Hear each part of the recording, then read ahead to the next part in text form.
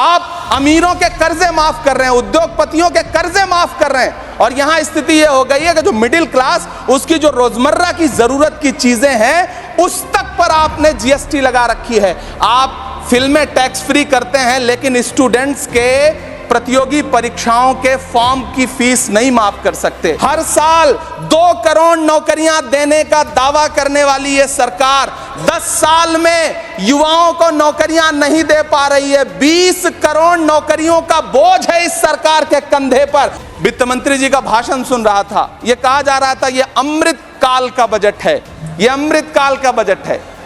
ये कौन सा बजट है ये बाद में तय होगा, लेकिन मैं इतना जानता हूं कि ये इस सरकार का अंतिम बजट है, आखिरी बजट है। इसके बाद न्याय का बजट पेश होगा जिसकी चर्चा राहुल गांधी जी पूरे देश में कर रहे हैं। न्याय का बजट, 5 न्याय, महिलाओं के लिए, युवाओं के लिए, सामाजिक न्याय की बात जिसकी चर्चा पूरे देश में राहुल गांधी जी कर रहे हैं, वो न्याय का बजट पेश होगा अगली बार। ये इस सरकार का अंतिम बजट है, अंतिम बजट है। अमृतकाल में गरीबों की रोटी और दाल के लिए इस बजट में कोई प्राविधान नहीं है, कोई चर्चा नहीं है। न्यू मिडिल क्लास की बड़ी चर्चा की, न्यू मिडिल क्लास जनरेट करेंगे, लेकिन मैं तो यहां खड़ा होकर के सरकार से कहना चाहता हूं कि न्यू मिडिल क्लास का जुमला अपने पास रखिए। ये बताइए कि जो पुराना मिडिल क्लास है उसके साथ आप कैसा व्यवहार कर रहे हैं, आज उसकी स्थिति क्या है।